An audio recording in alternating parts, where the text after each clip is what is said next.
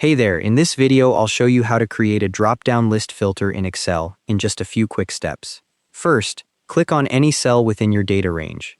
Excel will automatically detect the entire table as long as you don't have any completely blank rows or columns breaking up your data. Next, click on the Data tab at the top of the screen in the ribbon. This will display all the data-related tools. Now click the Filter button. It's in the Sort and Filter group and has a funnel icon. As soon as you click it, small drop-down arrows will appear in each of your column headers. If you prefer keyboard shortcuts, you can press Ctrl plus Shift plus L instead. The drop-down arrow shows you've added filtering to your table, but you haven't applied any filters yet. To actually filter your data, click the drop-down arrow in the column header you want to filter.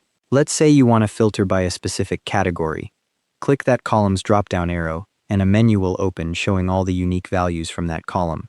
Here's where you choose what to display. You can uncheck Select All to clear everything, then check only the specific values you want to see.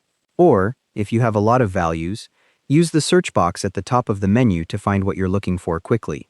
For more advanced filtering, you'll see text filters or number filters options, depending on what type of data is in that column. These let you set up rules like contains, greater than, or between certain values. Once you've made your selections, click OK at the bottom of the menu. Your data will instantly filter to show only the rows that match your criteria. You'll notice the filter icon in that column header changes to a funnel with a small indicator, showing a filter is actively applied.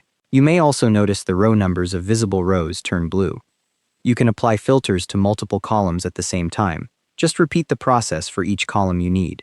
To remove a filter from a specific column, click its drop-down arrow and select Clear Filter from that column name.